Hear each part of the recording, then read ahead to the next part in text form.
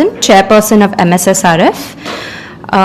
Dr. Soumya Swaminathan will begin the session with a few words on MSSRF's work on climate change, heat stress, and women's labor, after which we will open the floor to questions and discussions. Over to you, ma'am.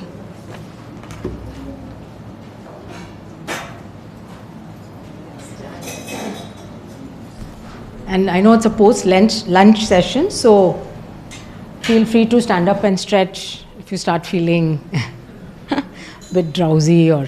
Anyway, we'll try and keep it interactive, so I don't want to give a lecture or anything like that, but I just want to introduce the topic, and then hopefully we can have a good discussion. And what I want to talk about this afternoon is on the impact of climate change on health, and particularly on the impacts on the health of women and children. So a lot is, of course, nowadays written about climate change, but the narrative for a long time had been around melting of ice, polar bears no longer having a place to live. You know, that had been the framing of the mental image of climate change that we all had. And the inter-country discussions, like at the COP, the negotiations, were mainly focused on reducing CO2 emissions, that is the carbon budget for the country, so basically on mitigation. And that, of course, is extremely important, because if you keep on emitting CO2 the way we have been doing, and those of you who have seen the kind of graphs that are produced, they are available everywhere. If you see how humanity over, millennia, basically, then the industrial revolution, so was at a very, very stable level of CO2 emission. Industrial revolution, at that time, the CO2 emissions started going up, but it is only in the last 50, 60 years that it's dramatically almost become a vertical line going up. So the speed at which, as we developed and as energy consumption went up, this went up vertically, the line. And also, of course, if you then look into that and you see the various geographic differences and all that, then you see very clearly that that steep up is because of the high-income countries, North America, Europe, and then in the last 30, 40 years, China, Russia, and then of course Australia and Japan here. Most of that rise of emission has been driven by them, and that has of course resulted in the temperature increases we see. And again, you see the graph of temperature increase. You can see the world had a fairly stable, of course we've been through ice age and all that, but at least over the last couple of 1,000 years it's been, and then in the last 50, 60 years, you'll start seeing temperature increase, and again a dramatic up. And now for the last 10 years, as you know, 9 out of the 10 hottest years in the history of the world have been in the last 10 years. So essentially the world is definitely heating up, and the scientists today are saying that it's heating more rapidly than we had earlier calculated. So even the calculations on the speed of heating, they're saying we'll start hitting all those targets much earlier. As you know, there was a 1.5 degrees centigrade rise target that was set during the Paris COP in 2015, saying if the world can limit the temperature rise to 1.5 degrees above pre-industrial level average, we can still manage to adapt and live. But today it's clear that we are crossing that now. Any year now, before 2030, we would have already crossed the 1.5 degrees. And now the scientists are saying let's aim for 2 or as low as possible. Lower the better, because for every 0.1 degree rise in temperature, the impact on the ecosystems is increased, and at some point it becomes irreversible. So today 80% of coral reefs are dead because of global warming and acidification of water. If that goes a little more, then 100% dead means there's hardly any chance that any coral reefs will ever recover, right? You've seen images of the polar bears, the penguins, and so on, having no ice left to be on, and so that means basically they don't survive, they die. So many species are going extinct. So with the climate change problem that we face, or the challenge, there are two others. The one is biodiversity loss. So extinction of species is also a natural phenomenon. So species do get extinct at the rate of say 5 to 10 per year. That's historical. Today it's gone up by 1,000 times. So many species are going extinct we don't even know, and many of the species we may not even have discovered yet. This is plants, animals, insects, all living things. And the third major challenge or threat we face is pollution. Again, all kinds of pollution. Air pollution we're all very familiar with, but also water pollution and plastic pollution. And if you want to put very dramatically, they say that by 2050 there'll be more plastic in the ocean than there are fish, because the fish stocks are going down, plastic is going up, and as you know, it impacts not only the marine animals, but through the food chain, the microplastics are coming back to us, and we still don't know what impact microplastics have, but there's some evidence that they all increase inflammation in the system. Same thing with air pollution. We breathe in the pollutants. PM 2.5 are the particles which are less than 2.5 microns in size, and PM 10 is 10 micron and less. PM 2.5 are the most dangerous particles, because when you breathe them in, they are able to go from your lungs through the blood vessels into the body. See, the larger particles get trapped in your respiratory tract. They can't get into the bloodstream. So large particles of dust, you may find it very difficult. You may be coughing, but that's all your respiratory tract reacting. Whereas the PM 2.5 is very tiny, you can't see it, but when you breathe it in, it goes into your blood, it goes to your brain, all the organs, and now there's more and more evidence that it increases the risk of diabetes, of dementia, of Alzheimer's, of many diseases, apart from the lung, of course, asthma and chronic obstructive pulmonary disease. And if young babies are breathing it in, then it's going to affect their brain development also. So cognition will be impacted, the whole lung growth may be impacted. So you're just it's like smoking 20 cigarettes a day. For a newborn in Delhi today smokes 20 cigarettes a day. Can any parent imagine that their baby will smoke? But that's what the air is doing to us.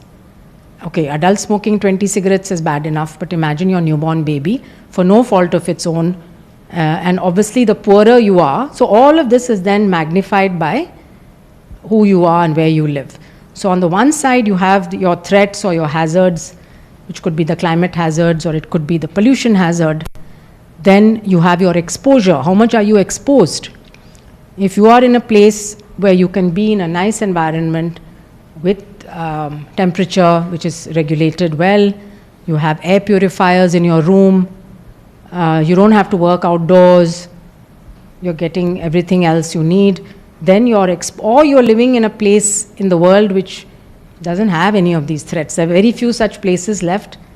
80% of Indian districts are at risk of one climatic hazard or another, 80% of Indians, but maybe you're living in some place which right now is not so affected, so your exposure is low.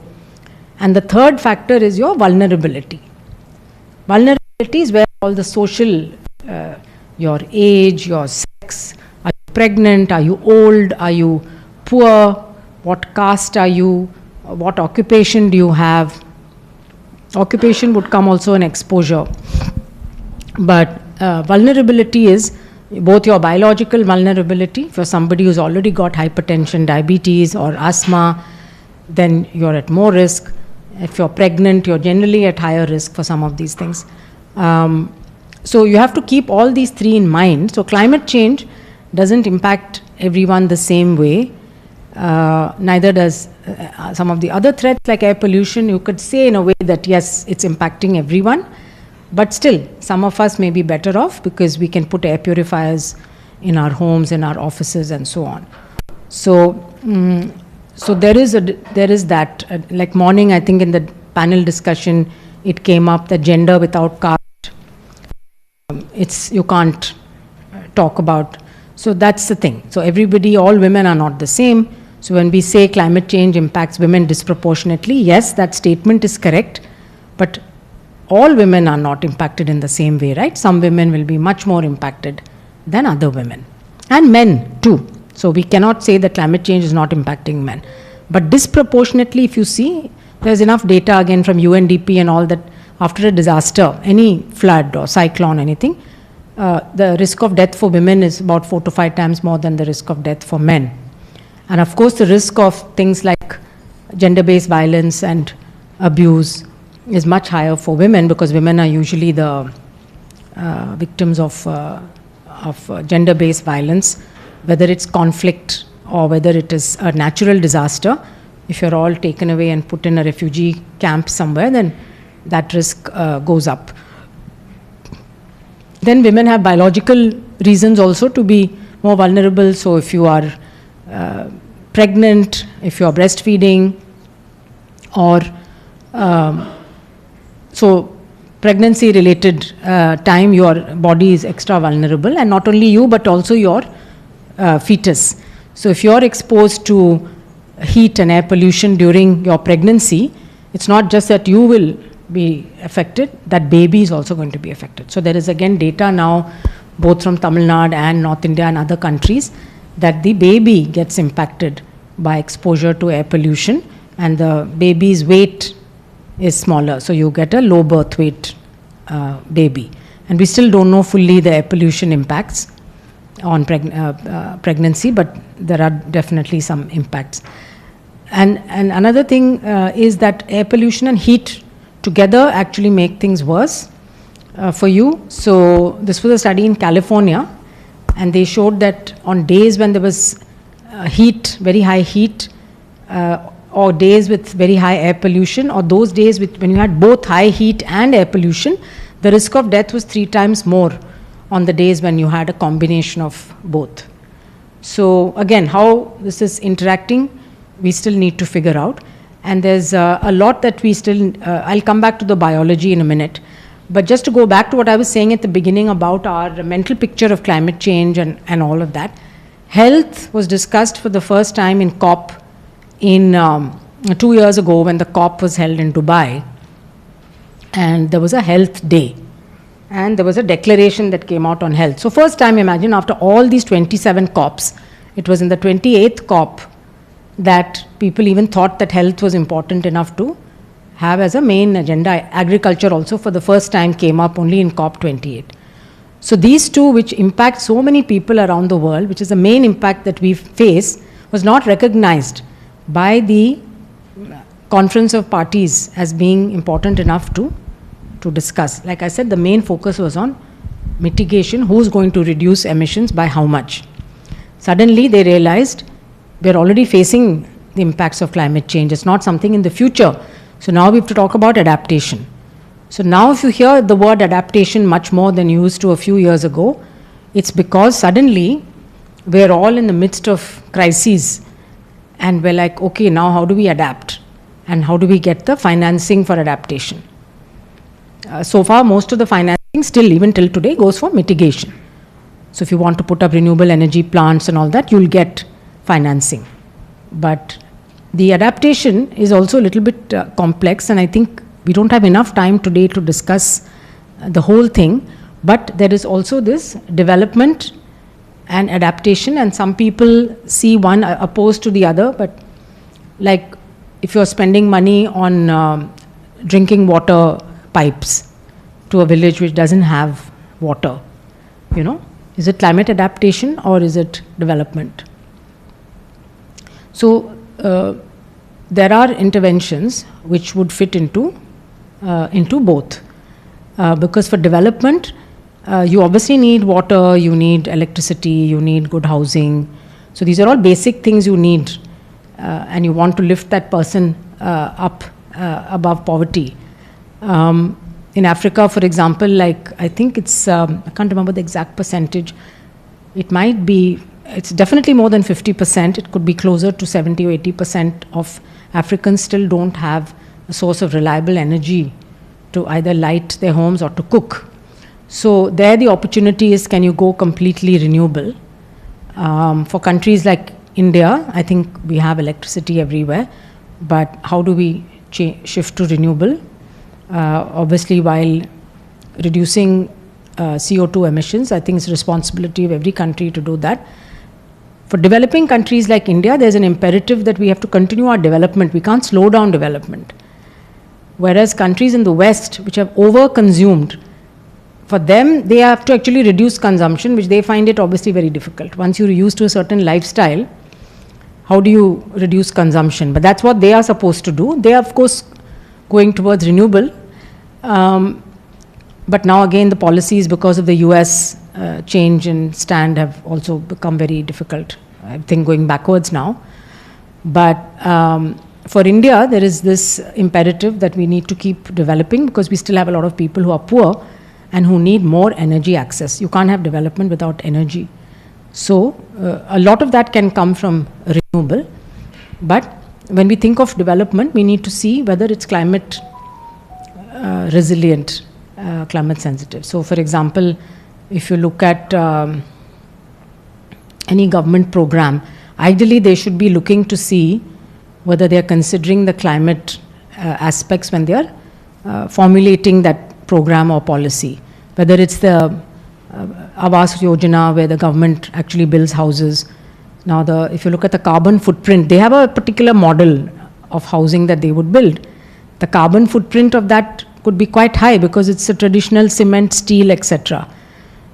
Can you do it better based on traditional local models, where you can reduce your carbon footprint? At the same time, it's probably going to be much better for the local climate to use those materials that we used to have our traditional houses made of.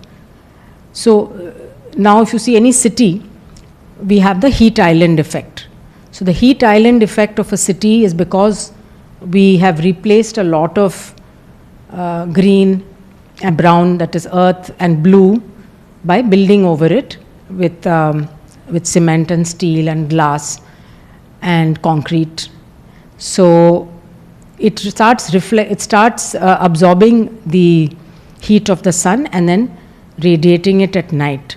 So if you take the temperatures in the heart of a city, you'll find it may be 5 to 8 degrees more than the areas which are around that city.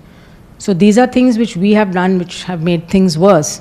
And the lowest income areas of the city or the most crowded areas are probably the ones where you have the worst heat island effect. And recently, I think UNEP also has done a study looking at the impact of air conditioners. So if you go to a busy market like T Nagar and you walk down the street there, the temperature there is much higher because all those ACs from the showrooms are blasting out the hot air. So all of that actually makes it much worse for someone who's not sitting inside an air-conditioned, but rather is outdoors. And what is also happening, the trend of temperature increase, which I talked about, the night temperatures have gone up at a higher rate than the day temperatures. And that is actually more dangerous because the body gets a chance to cool down at night. So even if you're stressed during the day, if you're able to sleep at night and the temperature is a little cooler, your body has a time to rest and recover. Whereas if you don't get that, then we know that poor sleep is one of the risk factors for all kinds of diseases, metabolic diseases particularly. So one is that night temperatures are going up faster than day temperatures, and that secondly, humidity over North India is going up significantly. And there's one other interesting fact, and that is that we all, of course, complain naturally about air pollution, and we should do something about it. It's not right to be breathing the air that we breathe. But scientifically, those black particles in the air are actually helping to reduce the impact of the sun. So if they say that if India cleans up its air, the temperature is likely to go up by another degree or two. So that's not an excuse for not cleaning our air, but we need to be, we're a little bit protected by that haze that we have today in our sky. So the humidity increase is again because of land use patterns, how they've changed over time. We've much more agricultural land, we're irrigating, right? We've converted a lot of the forest and wild spaces into agriculture. And so that increase in humidity which in North India was never used to. It's been dry heat, the increase in night temperatures, and the overall increase in the mean temperature means that our systems are being put under stress. And a very dramatic representation of this was, I went to a heat lab in Singapore this was, but in India also there are. So it's a well-controlled environment. You have a treadmill and you have all your exercise equipment, and you go in there, and let's say the temperature is set at 24 degrees with 30% humidity, 40%, very comfortable. You get on your treadmill, you run. This young person was running, and their heart rate was at 105 or 110, something like that. And then you don't change anything else, just that temperature goes up from 24, 25 degrees, let's say, to 36 or 37, and you also ramp up the humidity to 70%. The treadmill is same speed. There's no increase in treadmill speed or effort. Heart rate now is 160.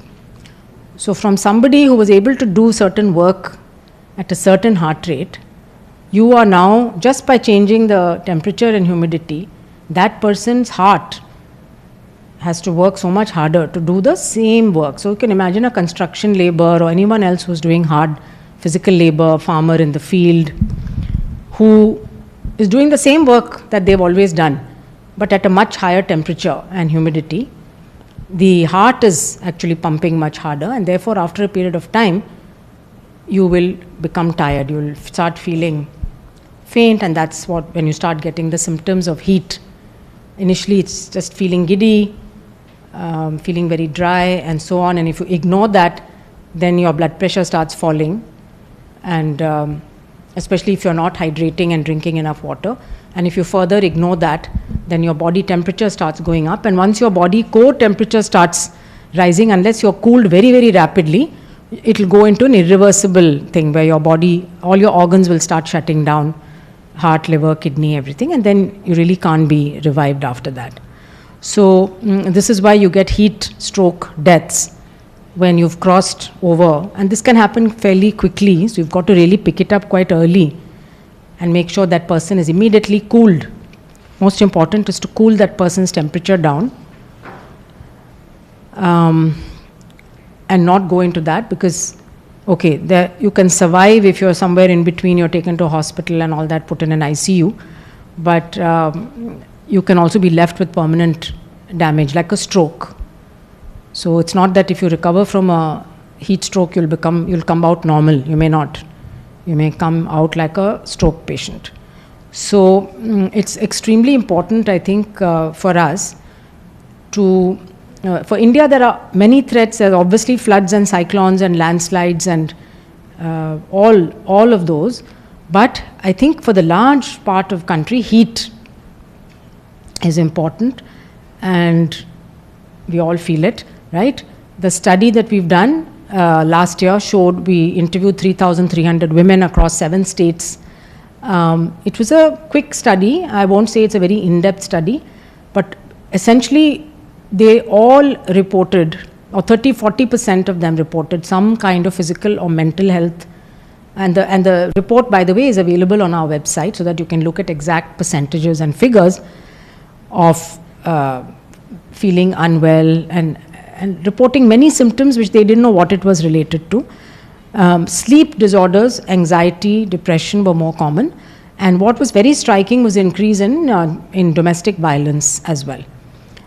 We divided districts into very high heat vulnerability and low. So there were 5 ranges across which we divided districts. And you could see that compared to the lowest, the highest heat vulnerable districts had, the women living in those districts reported much higher rates of many of these signs and symptoms. And the year before that, we had come out with another report on climate change and health of women and children across agroecological zones of India. And there again, that was not focused only on heat, but it brought out, and we looked at secondary data and primary data both. The secondary data was from NFHS, the National Family Health Surveys, and we overlaid climate data on that and did some secondary analysis and found that even a thing like hysterectomy rates among women, especially in the poorest group of women, was almost 3 times more than what it was among women living in low heat districts, and especially the richer women. So there was a gradient both from poor to rich.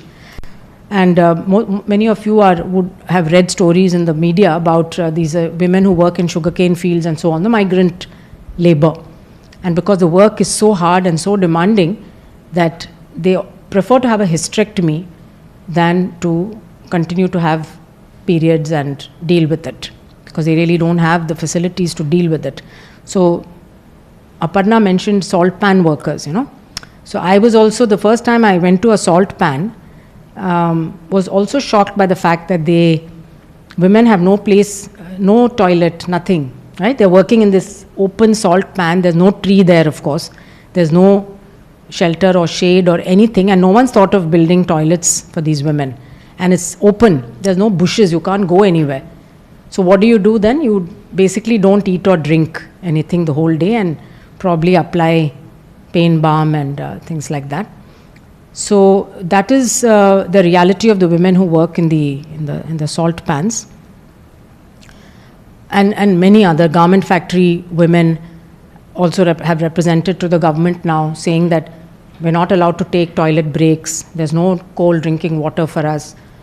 It's unbearably hot inside. So there are many workspaces which we may not even imagine how difficult it is to work inside in that hot environment. I remember reading last year the case of this young migrant worker from somewhere in North India who used to work in the kitchen, making tandoori rotis. And imagine sitting next to the fire when it's 45 degrees outside also. And he died actually. He went home and he died at night. I don't think his heat stroke was even diagnosed. But it was clearly heat, because he had been running a high fever and he wasn't able to take time off, from work. Similarly, there were 50 deaths in one district hospital in Balia and UP. They were never ascribed to heat. Okay, so coming to the health system. So there's a lot going on out there on heat, and we are now beginning to look more in depth into heat by following people over a period of a year or two. We'll give them wearable devices. We'll put temperature thing in their homes so that we can actually see what happens to an individual who lives in a low income settlement, may have a metal roof or may not, and goes to work during the day and comes back, and we'll be able to see what happens to their sleep, what happens to their heart rate, what happens to various things, blood pressure, sugar and all that. And mental and physical health will be monitored. So this will start now. We've just received the funding, and from this summer till next summer we will follow about 1,500 individuals and families in Tamil Nadu and Karnataka at 4 sites. So that will give us more in depth, but we're also trying to look at biomarkers. So again, the science behind the heat and how do you deal with it. So global warming is there. So now we'll have to adapt ourselves, humans. So like for an infectious disease, we will say, okay, let's go find a new drug or a vaccine. So what do we do for heat? Well, there may be drugs. So we've got to look at the molecular mechanisms, what's happening at the cellular level, at the molecular level, what are the enzyme changes, so on. Are there drugs that could actually be used to prevent or treat heat stroke? Don't know. But that's part of the medical research that's needed now. And that I must say that not a lot is happening in India, but there is now interest among some funders to do that. The other thing on the health system side, okay, so we all have heat action plans. So you must have all heard about the hundreds of heat action plans that have been developed across states, across cities. But if you actually look at the implementation of the heat action plan, then there's still a lot left to be desired. Training, for example, if you go to a primary health center, do they know how to recognize a heat stroke? Do they know how to treat? Do they have a fridge? Do they have cold water? Do they have ice? How will they cool the person down? Are our ambulances equipped? Etc., etc. So both the training and the supplies and the tools and all of that is going to be needed on a large scale across. And the same thing for floods, you'll have to. But we're better at dealing with disasters. But when it comes to heat, it's a very slow-moving disaster. So it's not like a flood happened and immediately the disaster management authority knows what to do. And usually a good job is done in most cases of rescuing people, putting them, looking after them for a few days, etc. But when it comes to heat, you can't take people away anywhere, right? Millions of people, where will you take them? So you've got to think of more preventive, and everybody will have to think of it, including businesses, industry, and for people who are self-employed, it becomes very difficult. If you are a vegetable seller or a fish vendor or an agricultural laborer or a construction labor, what do? You can't sit at home.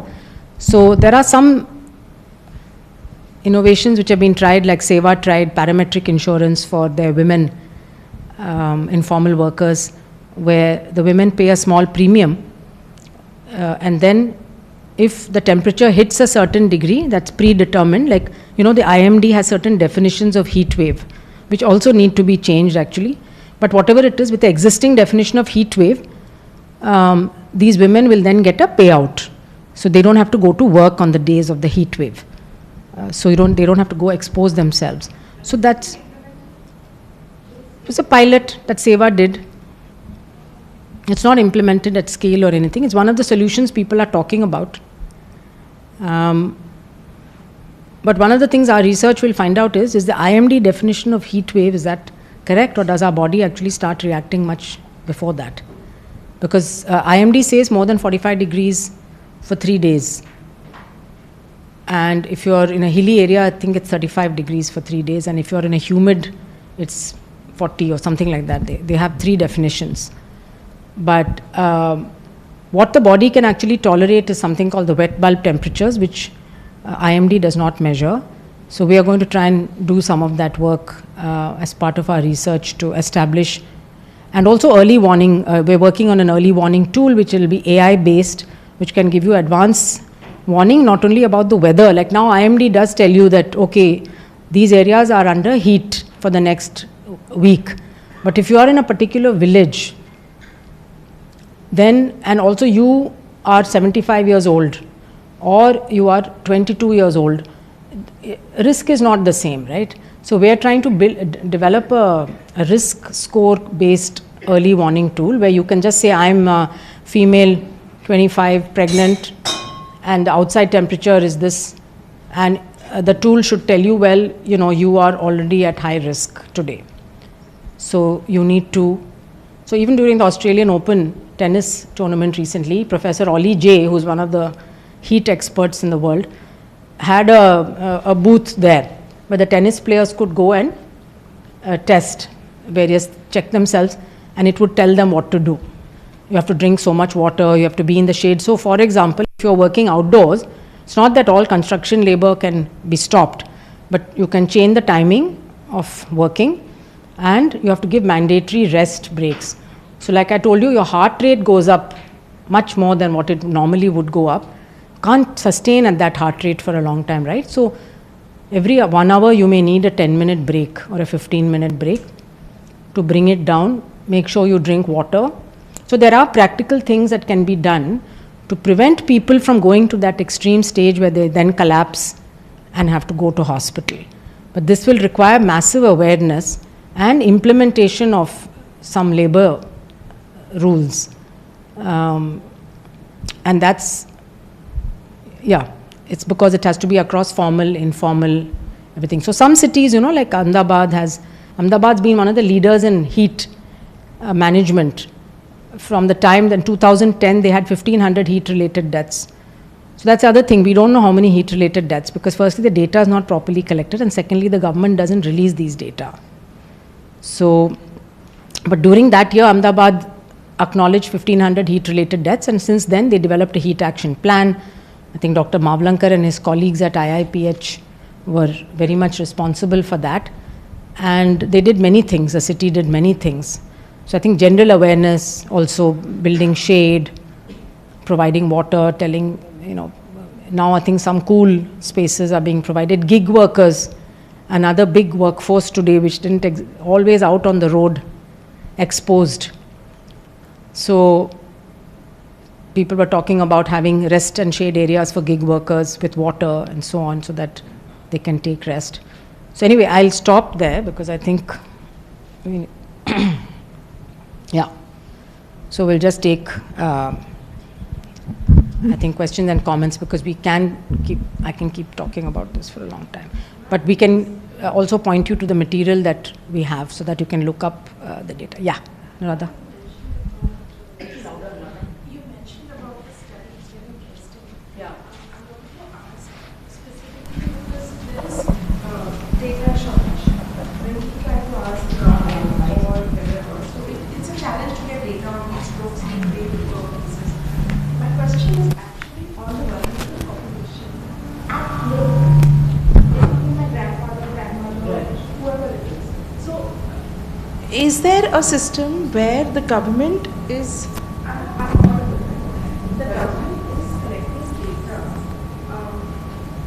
to understand what kind of heat illness, or what is the mortality, what is the cause of death because of the heat stroke in the house?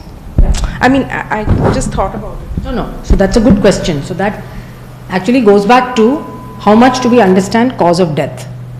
Okay, I die today at home, right? A lot of Indians die at home, especially in rural areas, and so they're not certified by a doctor. So that's an issue. But let's say you're in an urban area, then generally you get a doctor's death certificate. But the cause of death is not usually properly written. So some cardiac arrest or something like that will be written, which is very non-specific. So this is an issue, because then when you try to analyze the cause of death, you don't end up anywhere. Everybody ultimately dies of a cardiac arrest when your heart stops. There's no other way to die. Your heart has to stop. But why did your heart stop is what we want to know. Or what were the underlying illnesses? Were you an asthmatic? Did you have diabetes? Then you could have, of course, also had a heart attack. Some are clear, okay, road traffic accident, suicide. So those things are clear, but for a lot of death, we don't. So it becomes very difficult. The RGI has the death data, they don't also share with anyone. But even if they did share, you could do some analysis. So we need a massive change and improvement in cause of death reporting. Doctors need to know how to fill up that form properly and report death. And as I said also, that many people die at home. But one more thing which can be done, which researchers have done, is you know the total number of deaths on any day. That you will know, because almost all deaths are reported, right? You need that death certificate. Even now in rural areas, it's not 100%, but so you can go to Chennai Corporation and say how many people died every day last year. Then you can look at temperature. Now normally, the number of people who die every day should remain more or less the same in a large population, right? You shouldn't have too much variation. If 2 weeks in May, you suddenly see more people dying than the rest of this is what they did in Ahmedabad and many other cities. They looked at just total deaths. We don't even know how they died. Correlated with the temperature. There is nothing else which changed. You're in the same city, you're doing your same job, everything is the same. Temperature went up significantly in those 2 weeks, and in those 2 weeks there were more people who died. So that is an association you can use to say, that's called excess mortality. So during COVID, the same methodology was used, because every person who died during that time did not have a COVID test. You may have had COVID, you may not have had COVID. We can't tell if you didn't have a test. But if you say that normally during the year, any base year, you take 2016 or 2017, in India, how many people die? I think it's 10 million per annum, something like that. And during COVID years, you see 11 million people per annum dying. Then that difference is called excess mortality. You can attribute it to COVID. That doesn't mean everybody had COVID. You could have died of cancer. You couldn't reach the hospital. You didn't have treatment. You could have died of TB. You could have died of heart attack. So it's just called excess mortality. But the root cause was because of COVID, right? Because the years before COVID and the years after COVID, you came back to the same number of people who died. So the same thing can be done for heat, or for extreme cold for that matter, to say that excess mortality, or during a flood, you can calculate and you can say that it's most likely due to that climate variable. So unless we have better death data, that's the only way we can. Yeah. So, ma'am, thank you. A few years back, I read a story about increasing cervical cancer in Villupuram district, because a certain data showed too many patients from this particular district. So I went and met a few people who were affected, and surprisingly, the doctors, oncologists said early sexual interactions, early marriages contributed to this disease. I also found a pattern where migration contributed to so many cervical cancer among young women, let's say 40 plus, instead of the 60 plus that regularly affects. So migration, because they lacked hygiene, access to clean water and all of that. Similarly, now that we are talking about heat, as journalists, as people who go into the field and we meet women, half the time, these markers is very difficult to find. For example, is there any way where we can, identify a certain pattern of diseases among especially marginalized sector or working class women that we can attribute to heat? Or second question is, in any way, since elections are also going to be there, this campaign and all of this will put working class women under the scorching sun, waiting for hours and hours for this campaign to happen. We might as well have a lot of, scope on heat effect on women. So can MSSRF facilitate data for us, or can you tell us how we can extract data from the officials? Because they're very tight-lipped whenever we ask for a data on health, especially regarding women. So on these two, ma'am. Yeah, so good questions. I think for the women and heat, there's no single illness or symptom which we can say, yeah, this means that this person is. We found overall there was a impact, whether you look at nutrition, anemia, or you look at, in fact, when we looked at NFHS data and overlaid it with drought, we found that in those drought-prone districts, girl marriage, under 18 was very common, teenage pregnancies were more common, because distress. So, it again impacted. But in that individual girl, you won't be able to say. So there's no such, I think, but there is a kidney disease, which in Tamil Nadu and Andhra Pradesh and few other places you have, called chronic kidney disease of unknown origin, which is supposed to be linked to heat exposure and lack of enough hydration, men and women, both. But yeah, if you're asking that one question, what shall I ask? It's hard. I think sleep could be one, because if you have bad sleep, it really impacts your health in many, many ways. Yeah. But obviously it will be good to have a biomarker like that, but we don't have. Yeah, somewhere we have been hearing that the heat also, the increase in temperature, increased the domestic violence. So I was wondering, there are a number of factors, and how and what forms of domestic violence was that, so that you please attribute. Yeah, so the question was, could be physical, mental, sexual violence we had asked. So any of those. And there were two kinds of associations we found, that in the hotter months or the hottest weeks of the year, the women, that a lot of women experience domestic violence, so it's not rare. Yeah.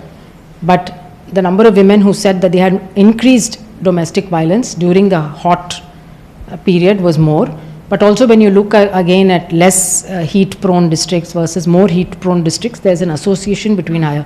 So for many of these things, these are associations which are multifactorial, exactly. So domestic violence is not something that's only driven by heat. There are so many factors. Probably it also adds one more, because the guy is very irritable, man is irritable when he comes. And I don't know if they drink more or less, all that we will explore now. But the women also told us that we take it out on our children, we don't know what else to do, because we also get angry, irritable, especially when we are next to the fire cooking. So we end up beating our children and shouting at them, and so yeah. irritation goes up. Yeah, exactly. But I think it requires more in-depth qualitative research to untangle, all these. Somebody else also had a question. Yeah, go ahead. Yeah, I just had a question about air pollution. Especially in the media, when we write about air pollution, it is often associated with Delhi, Bombay, Bangalore, bigger cities. So I was just wondering if we are missing a story from rural India and air pollution. Totally. Yeah, Yes. and can you sort of elaborate a Sure. bit? No, that's very good that you asked that. You're absolutely right. Everyone thinks Delhi is polluted and the rest of India is fine. It's not at all the case. When if you look at firstly, okay, there are very few monitors in rural areas. This is a big problem because the whole national clean air programs focused on cities. So only cities had. So now they're going to put weather stations and more monitors in rural areas. But till now we have limited data. Okay, some pollution control boards have gone out and done that, but not enough. So one is lack of data. Second is that there's a lot of indoor air pollution, household pollution in rural areas, which nobody even thinks about. Because if you look, most women are still using firewood. They may have LPG connection, but they can't afford the refills. And so it's called energy stacking. So yes, they use LPG when they can, but a lot of the time they're still using biomass cooking. And of course there's some burning and so on that happens in fields. So women are doubly exposed because they are also the ones inhaling, doing the cooking. And of course, again, the poorer the state, the poorer the district, the more the use of firewood and biomass. This is completely missed in the national discourse that only talks about vehicular pollution and yes, industry, vehicle, very important. But there was a report by CEEW, I think 2025 only, early 25 or maybe late 24, which looked state by state at the contributors. In the northern states, indoor biomass fuel for cooking and heating was contributing almost 50 to 60% of outdoor pollution. In the southern states, much less, because here poverty is less and more people can afford LPG, but here also 10-20% was there. National average was 30%, so 30% of outdoor pollution is coming from burning. Then another thing that's overlooked is your landfills and waste, burning of waste, which is very common across India, contributes. Then of course all your, so to come back to your question, yes, we should not think of air pollution as a problem of cities, it is not. Chandrapur district or something, I was reading that day in the newspaper, very bad AQI levels, so if you take our national average AQI is way above WHO cutoff. So it's very bad for health wherever you are, because every percentage point increase damages our health in some way or the other. So we need to take an airshed approach. For example, for the Indo-Gangetic plain as a whole, you need to take an airshed. Delhi will never succeed in cleaning its air unless it takes that airshed approach, which actually stretches into Nepal and Pakistan on the west and all the way into Bangladesh in the east. So similarly, there are about 10 airsheds across India, or maybe 12, and we need to start looking at those. Yeah, and really looking at all these hidden sources of air pollution. So this is why we do need a national clean air mission, I strongly believe, similar to the Swachh Bharat mission, which is very well financed, well governed, multi-sectoral, has clear targets, measurements, and transparency in data. Now with citizen science, actually we can generate a lot more air quality data. I think that's what we need to do. Because so far it's all hidden, so, and you can, authorities sometimes be read in the paper, right? Like you spray water around a monitor, so that monitor is giving you low readings.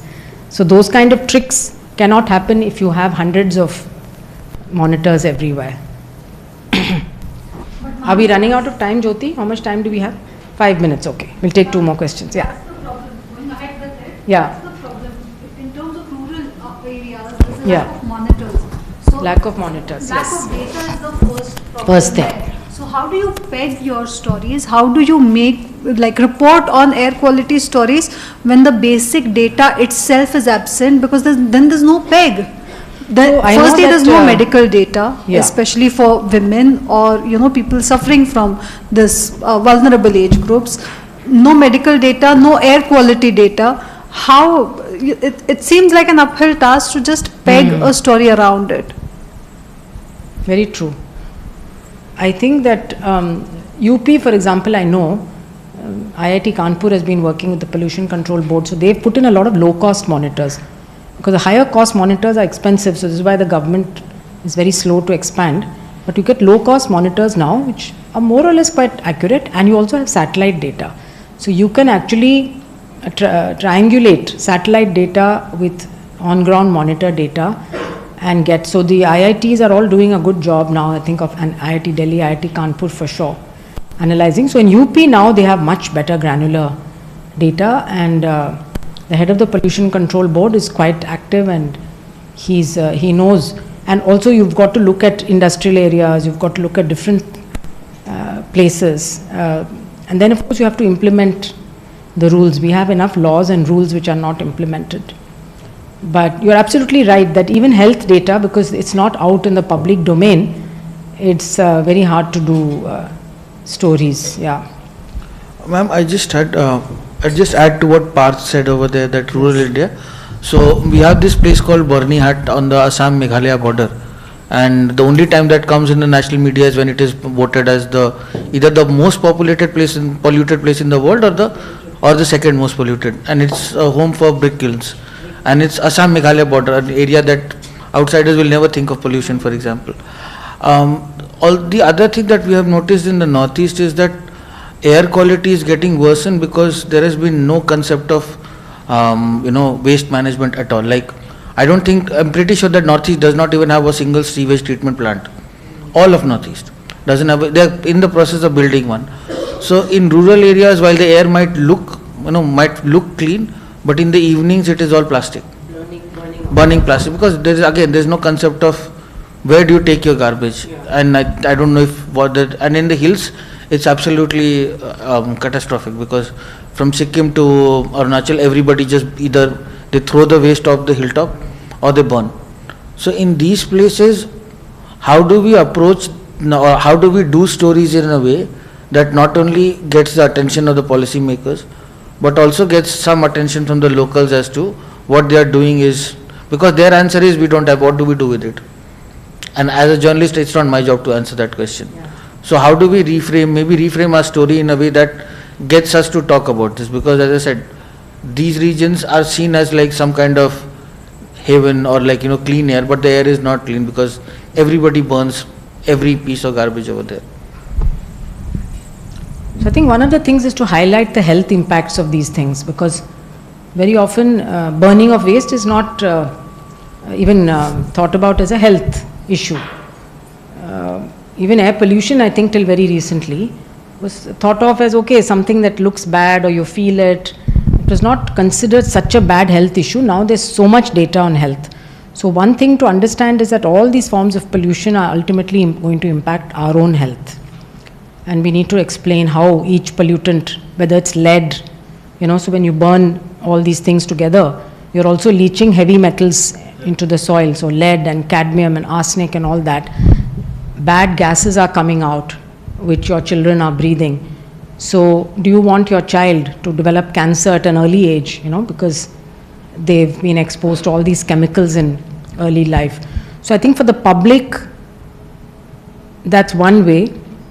The other is to also, of course, also show solutions, because if we keep highlighting problems, then even policymakers or citizens will feel that, what do we do?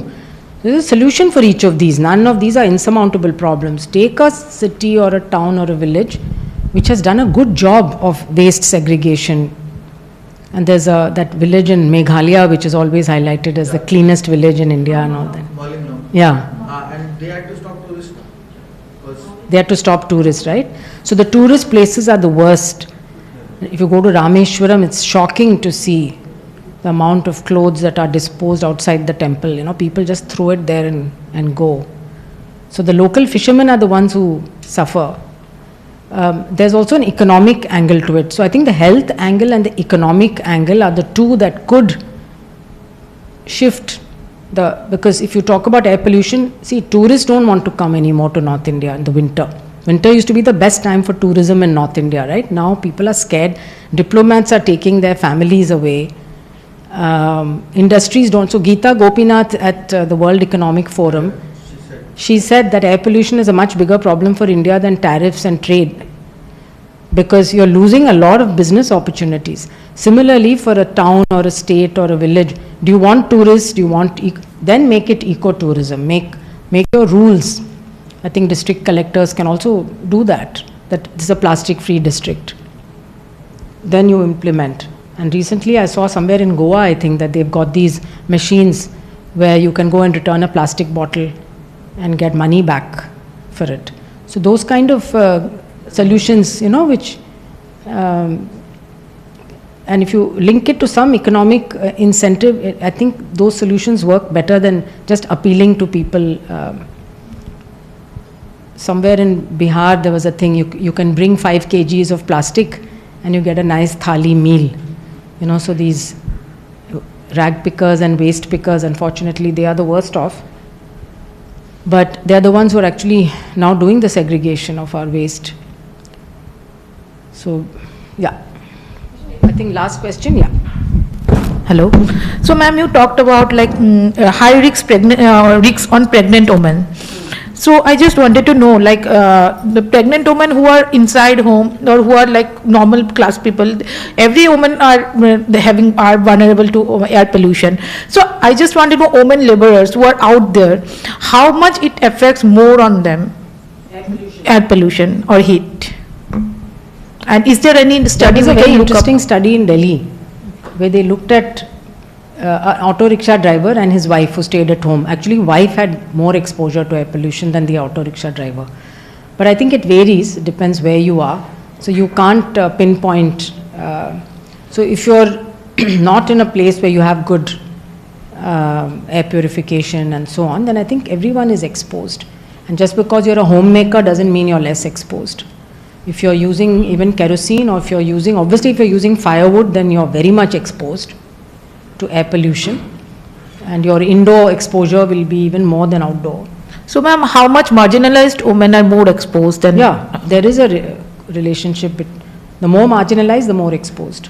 Is there any study how much person more, or is there we can look up to it? I don't think there's a study like that, but there is the CEW study that I was mentioning, which looks at every state. So the less developed the state, the more the exposure to pollution. Yeah. Last, I just wanted to know, because you've addressed a lot of areas, but a lot of studies are also talking about the water scarcity. Yes. And plus this malaria and dengue and all that will. Yeah. So why has it all become a seasonal kind of things that we keep on reporting during each season? I mean, it's because the mosquitoes have adapted, and they like this humid environment. The temperature now is good for them. More places have become warmer, so they can breed. Especially the Aedes aegypti and the Aedes albopictus are extremely well adapted. So you will see dengue going up. Yeah, and with urbanization, then the mosquito is very well adapted now. It's got so many breeding places in an urban environment. So malaria, I think we can make progress on, but dengue, chikungunya, and hopefully the others should not come, West Nile and all that. They're all Aedes-borne infections. So yeah, vector-borne diseases, because the changing climate is allowing vectors to survive and breed in places where they earlier could not. The collector of Nilgiri's district said now he sees dengue in Ooty. He never, at 6,000 feet, never seen dengue there before. So the mosquitoes can survive because it's pretty warm there now. Okay, we need to move to the next session. Okay, very quick. Difference between NAQS and the WHO standards. Has there been any study on how this relaxation that we have set for ourselves is affecting and what kind of burden it's creating? I mean, at least at the WHO level has had. Yeah, WHO is very clear that 5 micrograms, they are saying as less exposure as possible. So they've set 5 micrograms per cubic meter. And our national standard is 40. Yeah, so it's way above that already. We So don't have any- hourly and 12, WHO has this hourly exposure, Yeah. daily exposure, but So they say anything which is above that keeps on cumulatively adding, but the worst impacts are in that, the curve is not a linear curve, it's an S-shaped curve. So, we feel very happy that AQI is not 400 now, it's come to 200. But actually the impact is between 0 and 100. So whether once you cross 100, you can be 2, 3, 4, 5, 6, not adding much. But between 0 and 100, your health is getting very badly impacted. So, and of course the time you spend during that. Yeah. Okay, thank you.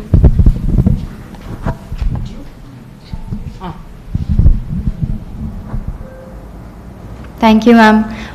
Can I request everyone to join us outside for a quick group photo with Dr. Soumya, and then we'll return for the next session.